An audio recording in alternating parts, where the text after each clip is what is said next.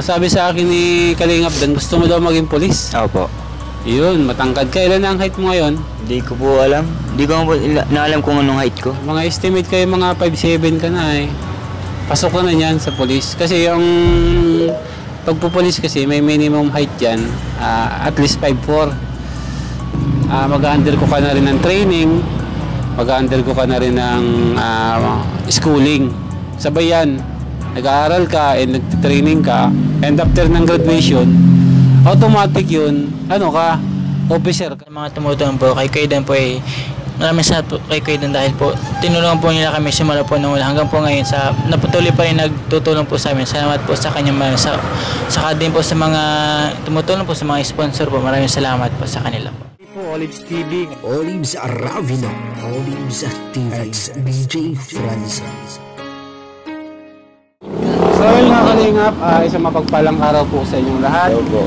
Ngayon nga po kasama po natin si Bro Dan and bibisitahin po natin mga Kalingap yung kanyang scholar na si Christian at Tristan. Hindi naman scholar. Hindi naman 100%. Beneficiaries pala. And siyempre siya yung tumutulong kay Tristan at Christian sa nag-aaral bro yung dalawa. Nag-aaral po. Nag-aaral. Siyempre ikaw yung nagsusuporta sa kanya. Nagsusupport. Parang scholar po na rin yan, bro. Di ba? Walang pinagkaiba yun. Kapag ikaw yung sumusuporta sa sa beneficiaries mo ng para sa pag-aaral niya, parang scholar mo na rin. Siguro mga 50% lang. Mga 50% kasi siguro yung sa sponsor, no? Sa sponsor. Pero yan, scholar na rin. Tawagin na natin pong scholar. No? Thank you po. Bro, maraming salamat kasi meron po kasing nagpadala kay Tristan at Christian and thankful naman ako kasi ang sabi ni Bro Dan, i-vlog ko daw yung dalawa. Opo. Ayan, kaya siyempre meron naman po baga tayong roles na scout mo, vlog mo. Pero depende po yan sa Kalingap partners. Pag with permission bro, Yes. walang problema. Thank you din kay Sir Olives na nagtanong siya sa atin kung pwede daw, kahit pwede naman niyang puntahan na lang. Pero thank you sir sa na nagtanong po kayo. Siyempre bro, maraming normal yan bro. Respeto ba? Kailangan kasi talaga natin yung respeto. Kung sino yung may hawak sa beneficiaries, kahit may pabot sa iyo yung sponsor, kailangan mag-clearance ka muna sa naka-scout. Napaka-importante yan bro. Wag na wag po natin aalisin yung respeto natin sa kapwa natin kasamahan na vlogger. Yan po yung pinaka natin dyan, pinaka-priority. Respetuhan. Po? And yun, kaya po naitanong ko kay Kalingap Dan na kung pwede akong mag-vlog kasi wala po akong vlog. Wala po akong vlog bro. Tsaka sa'yo kasi pinaabot, di ba sir? Kaya ikaw na lang mag-vlog. Kumbaga, sabi ko sa kanya, kung okay lang sa'yo bro, para may i-upload naman ako. And I'm glad naman bro, kasi pinagbigyan ako ni Kalingap Dan. Hindi siya madamot guys ha. So, ayan guys, totoo, hindi siya madamot. Thank you so much bro, kasi may bablog ko tong dalawa no. Kahit pa paano, makumusta ko lang din naman. And bihira lang din naman tayong mag-vlog. And yan, bihira na nga po tayo makapag-upload kasi sa sobrang busy sa trabaho. Kaya papasalamat na akong una kay Kalingap Dan kasi pinagbigyan niya ako para i-vlog yung dalawa. As long as meron po kayong, di ba, nadadagdagan ng tulong, okay na okay po yun. Ayan. Salamat po. So, malaking bagay yan bro sa akin. And syempre, sa dalawang beneficiaries mo din. Yun. Sige po sir, ikaw lang pong bahala. Takutin mo. Anong na pala nito bro? Anong na nila? Anong year na? Grade 11. Grade 11? Wala pa pong college dyan. Wala bro. Maganda kasi magka-college pa lang yung isa. Next year yata. Next year. Kasi makagraduate nila ng grade 12. Baka gusto po nilang pumasok ng police. At least mabigyan natin siya ng ma-briefing nyo na. Information or briefing para kung gusto niya makapasok sa academy. Kasi bro, ang nakakapasok sa academy yung PNPA baga bro. Admission na nga ngayon sana kaso hindi pa naman sila graduate ng senior high. After grad ng senior high, pwede na silang mag-take ng admission test sa PNPA. Ay! Meron ako dyan isa sa magkapatid. Gusto mag-police. Yung isa seaman. Yun. So bahala ka na doon Sir Olives. Sige bro, ano natin yan. Kasi admission po ngayon sa PNPA, online lang yun bro, online exam. Ngayon, kapag nakapasa ka sa online exam, pupunta ka dun sa ano. Training, Parang nag-a-apply ka lang bro. Nag-a-apply ka muna. Parang nag-a-apply ka na rin sa police. dapat graduate ka na ng college. Hindi. High school. Ano bro, high school. Kasi ano yun ay, academy yun bro. So paano yun kuya, mag-aaral na sila dun sa PNPA? Oo. Hindi na sila magka-college na ano? Yun na yun bro. Yun na yun. May course na sila doon. Yun na yung parang criminology na yun. Oo, parang criminology. May course na po silang makulong din sa, sa academy. And pagka-graduate nila doon, 4 years yun eh. 4 na taon din. Oo, Okay. kapag nakagraduate po sila doon, ano na kasi yun bro, habang nag-aaral ka, nag-training ka na, Sabay na. sabay na yun. Kaya kapag nakapag-graduate ka po doon, automatic po, police lieutenant ka, officer ka. May ano ka agad, position ka Position agad. ka kaagad. Magiging ka kaagad, officer ka kaagad kahit sa istasyon kayo tapon. Pero may board exam pa po yan. Wala na bro. Wala na? Wala na yan kasi nag-aaral ka doon eh. So pag pumasa ka, lahat yun ibig sabihin na nalagpasan mo na. Pag nakapag-graduate ka Pag doon. graduate ka. Oo, kasi nag-under ko din kasi yun ng training, siyempre. Medyo mahirap din kasi yung training. Pero ano lang naman, basta ano ka, Pawis at dugo yata yun sa Olives. basta ano ka Pawis at naman, dugo. desidido ka naman, makapagtapos, physically fit ka, kayang-kaya mo kung makapag-graduate doon. Sige sir. Tanungin natin yung Ikaw na dalawa bro, bahala. baka Sige, gusto sir. nila no? Ikaw na dyan ang bahala. Ayan. Bro, salamat ha. Sige po, sir. Thank you so much. So ayan guys, tanungin natin yung dalawang magkapatid ano, na si Christian at Tristan. Tanungin natin kung ano yung mga pangarap nila sa buhay kasi sila daw ay ano. Ayan bro, good morning. Ay, good afternoon na pala. Good afternoon din po. Bro, ano ang pangalan mo bro? Ako po si Christian Dibon po, ito po yung kapatid ko po, si Tristan. Tristan. Bali, sino ang pangalan sa inyo bro? Ako po ang panganay, grade 12 po. Grade 12 ka? Yun, ikaw? Grade Grade 10? Ayan. Kumusta naman kayo bro? Maayos naman po, doon sa bahay. Maayos po. Okay doon sa- naman yung pag-aaral nyo? Ay, lagi naman po kami nagpapasok po. Ah, Patuloy po. Patuloy. Bro, wala pa kasi ako masyadong alam sa history nyo. Ano ba yung history nyo bro? May magulang pa ba kayo o wala na? Wala na po kami mga magulang. Kami lang po ang dalawa na magkapatid sa bahay po ay sinusuporta po kami ng kalinga po. Ibig sabihin kayong dalawa na lang, wala na kayong papa, wala na kayong Wala mama? na po. Kami na po sa bahay po.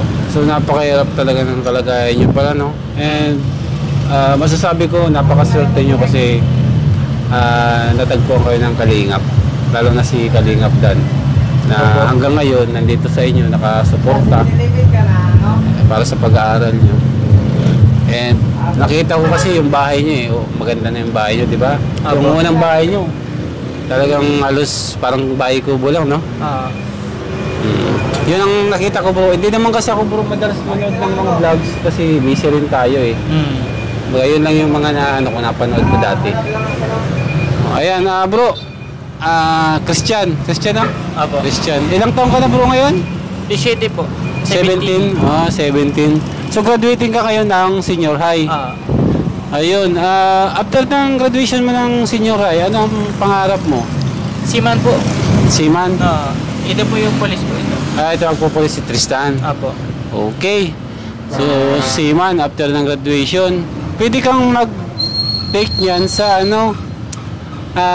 PMMA, Philippine Merchant Marine Academy. Alam mo 'yon? Hindi po. Hindi mo pa alam 'yon. Bali ano siya, academy siya. After mo ng graduation ng senior high, pwede kang mag-inquire doon. Online lang, i-search mo lang 'yon. Pag-graduate mo. Kapag nakapasa ka doon sa qualifying nila and sa mga screening nila, like agility, physical, ano yun, automatic yun, scholar ka ng 4 years. Kapag nakagraduate ka ng 4 years, para kang lieutenant yan sa barko, seaman, o yung PMMA, Philippine Merchant Marine Academy. And meron din isa pa na MAAP, yung MAAP. Nakalimutan ko yung ano ng MAAP, yung pinaka niya. Pero yung MAAP, alam ko pag MAAP, salo din yan sa Navy din. Seaman din, pwede din maging seaman, no? Ayan, yun, maganda yung Christian. Matangkad ka pati and physically fit ka naman. And buti, okay naman kayong magkapatid, no? Nakakatuwa naman, no? Okay naman po. Okay naman kayo dalawa. Maganda yan sa magkapatid, kahit pa paano kayo na lang ang magkasama. kayo na lang yung magdadamayan talaga. Kami din po magtutulungan po. Kayo magtutulungan, kaya kumbaga alagaan nyo at protektahan nyo isa't isa, no? And syempre ito naman si Tristan ay grade 10 po. 10. Grade 10. So, nasabi sa akin ni Kalingap Dan, gusto mo daw maging pulis. Opo. Yun, matangkad ka. Ilan ang height mo ngayon? Hindi ko po alam. Hindi ko po naalam kung anong height ko. Mga estimate kayo, mga 5'7" ka na eh. Pasok ka na yan sa pulis. Kasi yung pagpupulis kasi may minimum height yan, at least 5'4". So, estimate ko sa'yo, mga 5'6" or 5'7" ka na. Kaya qualified ka na doon. Ngayon, kung makagraduate ka ng senior high, may option ka, kung magpupulis ka, pwede kang pumasok sa Philippine National Police Academy. Napakaganda niyan. Kapag nakapasok ka dyan, automatic, 4 years kasi yun. Mag-undergo ka na rin ng training, mag-undergo ka na rin ng schooling. Sabay yan. Nag-aaral ka and nag-training ka, and after ng graduation, automatic yun, officer ka. Meron kang rank na police lieutenant. Maunahan mo pa ako. Oo, kasi 4 years lang yan eh. Kasi pumasok ako sa basic lang. Basic lang. Kilala niyo pala ako? Sino ako? Si Sir Olive po. Sir Olive, kilala niyo naman pala ako. Alam niyo ako, police? Hindi po. Hindi niyo alam na police ako. Ayun. Isa akong police na charity vlogger na kasamaan ni Kuya Bal ng Team Kalingap, So ayan, yun lang yung ma-advise ko, kung kapag nakapag-graduate ka ng 4 years course sa Philippine National Police, automatic yun, may trabaho ka na and may sahod na kasi, may allowance na yun eh. Nagtitraining ka nun, may allowance ka na nun, makakapag-ipon ka din. Maganda yun, Tristan, bagay sa'yo yun kasi matangkad ka and physically fit ka naman siguro, nakakatakbo ka naman siguro. Yun lang naman ang problema pag hindi ka physically fit, kasi yung training is rigid. So kapag hindi ka physically fit dun, medyo mahirap makapasa. So maganda yung mga pangarap nyo. Hopefully sana ay nyo yan, makamtan. Basta lang, positive lang. And focus muna kayo sa pag-aaral ngayon. Ayan, ano naman ang masasabi mo, Tristan, kay Kuya Dan mo at sa mga sponsor mo?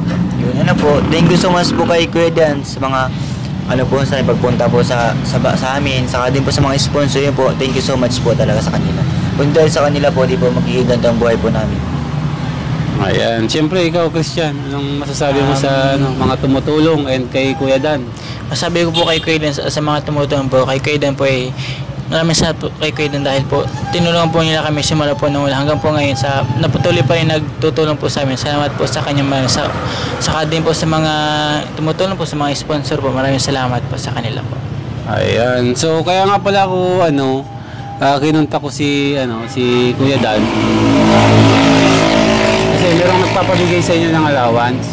Ayan, sa akin pinadaan yung allowance kasi nakilala ko man yung si Tita Nessie eh. Galing nga pala ito kay Tita Nessie, papabigay sa inyo. So ayun mga kalingap, papabot po si Tita Nessie ng allowance para po dito sa dalawa.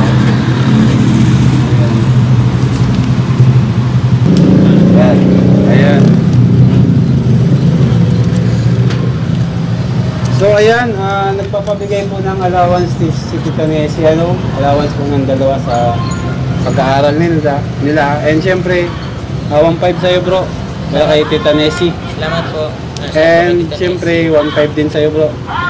Thank you so much po kay Tita Nessie. Ayan. And syempre, kay Kuya Dan. Gasolina na. Gamit. Thank you, sir. Ayan. Kuya Dan, maraming salamat Galing kay Tita Nessie. Thank you po, Ma'am Nessie. Ayan. So ayan, salamat po kasi pinayagan tayo ni Kuya Dan na mag-vlog dun sa dalawa yung beneficiaries. Mag-ano lang po ito, malaking din po sa amin kahit pa paano makapag-vlog sa kanila kasi wala na nga tayong content. And thank you so much po kasi napakabait ni Kuya Dan. Para siyang kumbaga nag-open pa siya na i-vlog ko yung dalawa. Kaya may content tayo. Ayun, Kuya Dan, maraming salamat ha. And yun lang. Siguro hanggang dito lang yung upload natin. Kung may mga katanungan kayo, nandiyan naman si Kuya Dan. Kung may mga katanungan kayo dun sa mga ano nyo, pwede nyo na ipabot kay Kuya Dan. Ipabot sa akin Kuya Dan. Para at least, tingnan yan. Kung may mga problema, yan, nandito lang naman ako. Sa anytime, basta magtawag lang sa akin si Kuya Dan. Walang problema yan. May mga tanong-tanong, no? Ayan, so Kuya Dan, hanggang dito lang yung vlog siguro natin. At may lakad yata kayo ngayon. Tapos na. Tapos na. Nag-vlog na kami. Nag-vlog. Sumasama yan sa akin mag-vlog. Ayun. Ayun. Eh, ano ka, maganda yung bro. Yung beneficiaries kasama natin lang sa vlog. Alam pa ako kasi kung beneficiaries si Freda kasi bro. Gusto nyo makilala? Gusto nyo makilala si Freda? Ano bro? Baka pwedeng i-love team natin doon kay Freda. Oo ba? Kaso may mga nagmamahal na dyan. Ay, may mga nagmamahal na? Nagmamahal na po. Pero mali mo kaya agawin ni Freda. Kilala niyo si Freda? Ay, hindi. Hindi nyo ba kilala? Tanongin niyo lang si Papa Dan nyo kung sino si Freda. O gusto nyo ipakita ko si Freda bro? Sige sir, kaso ba di na sumama yan? Dapat suspense daw. Suspense na para surprise. Suspense na lang. Ano tayo bro? Schedule tayo. Sige lang sir. Ano naman sir? Every Sunday, sumasama sila sa... Maganda kung Sunday. Nandito. Kaya Oo. nandito sila ngayon sa diet. Kasi yun lang ang ano ko bro, pinaka-off ko. Ay sige sir, Sunday. sama mo kami kay Freda. Oo. Sama ko kayo kay Freda. Dito lang yun, di ba? Ipakilala natin yung dalawa. Ano okay sa inyo? Ano okay sa Okay inyo yan? na po. Mabait yun si Freda. And baka magustuhan kayo. Ano lang ito, good vibes lang natin yun kung sakali. Kasi kumbaga yung mga beneficiaries namin, maganda yan pag nakikita-kita yung mga beneficiaries. Parang ang kalas sa Kalingap Angels. Nagiging close sila. Oo, nagkakakita-kita sila. Tapos iba rin yung impact. Eto paano, ano ba, yung viewers nyo na hindi nakilala si Freda, makikilala ng viewers nyo, si Freda. Yung viewers ko naman, kay Freda, makikilala kayo. So ano yan, parang engagement bro. Kumbaga, mas dadami yung makakakilala sa inyo and makakakilala din kay Freda. Mabait naman yan si Freda and masasabi ko lang na baka pag nakita nyo, may in love kayo. Mag-ingat kayo, baka may in love kayo doon. Maganda yun. Ano yun? Boyfriend yun ni Kalingap Edu. Baka naman magselo si Kalingap Edu. Ay, hindi naman siguro. Hindi naman siguro magsira si Kalingap Edu. Shoutout kay Kalingap Edu ha. Ayan. Pero mo muna sa amin si Freda. Papakilala ko dito sa dalawa bro. Ayan. Para at least ma-meet nila si Freda. Good vibes yun. Mabait and sa tingin ko yung seryoso sila bro, no? Seryoso. Siguro Papalabasin ni Freda yung pagiging... Yan. Yung pagiging, yung makulit. Seryoso yan, sir. So, seryoso sila Seryoso. Seryoso. Kasi yung seryoso nyo, hindi pwede kay Freda yan. Oo. Talagang tatawa talaga kayo. Kasi good vibes yun. Kumbaga, kada magsalita yun, magsalita pa lang yun, tatawa na kayo. Ang mga reaksyon niya pa lang. Talagang I love na kayo. Abangan nyo yan ha. Bro, mag-schedule tayo, mag-sit tayo. Message mo ako. Oo, ma-message. Basta Sunday bro ang available. Advance. Masabihan ko sila. At kasi si Freda, huliin ko pa bro eh. Alam mo naman bagang pagpupunta ko doon. Hindi naman automatic pagpunta ko nandun siya. Pero taga dito lang yun, di ba, sir? San Lorenzo bro. San Lorenzo. San Lorenzo. Kaya chichimpuan na lang natin. Pag nauli ko na, saka tatawagan kita bro, ha?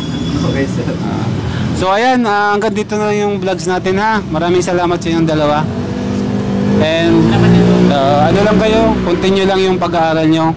And mag-focus kayo sa pag-aaral muna habang tinutulungan kayo ni Kuya Dan. Kasi bihira yung mga ganyan na malaking bagay kapag may mga tumutulong na sa'yo.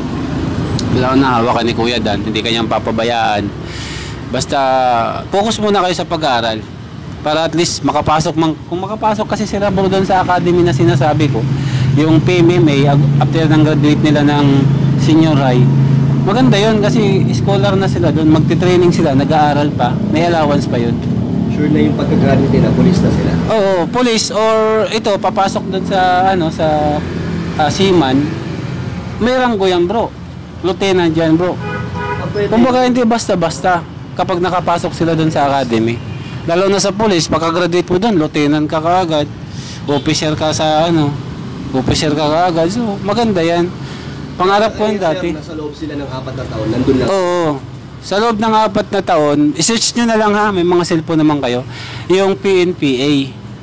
PNPA sa'yo, i-search mo, kasi may mga video naman sila doon kung ano mga ginagawa, training and schooling. Yun sa'yo naman bro, PMMA, Norma Up, yun naman yung academy ng seaman.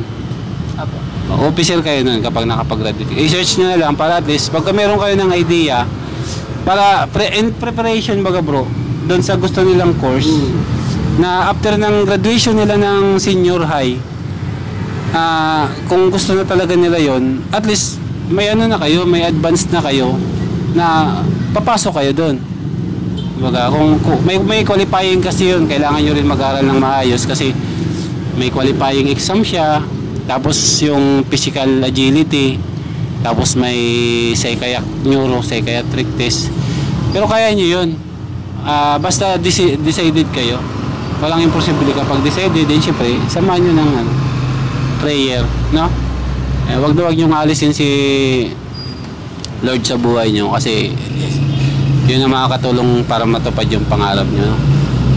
Ayan, so hanggang dito lang tayo bro. Maraming salamat ha. Ayan, maraming salamat po kay Tita Nessie sa pagpabot ng allowance sa kanilang dalawa and sa panggas namin ni Papa Dan. Thank you so much po Tita Nessie, and sana po mga Kalingap, tuloy-tuloy lang tayo sa suporta sa ating mga kasamaan, lalo na kay Kuya Bal at Ed ni Kalingap Rob, and syempre sa amin ni Kalingap Dan, supportahan nyo na rin po kami. Maraming salamat po, mabuhay and God bless you all. Bye po. Ayun na bro, thank you.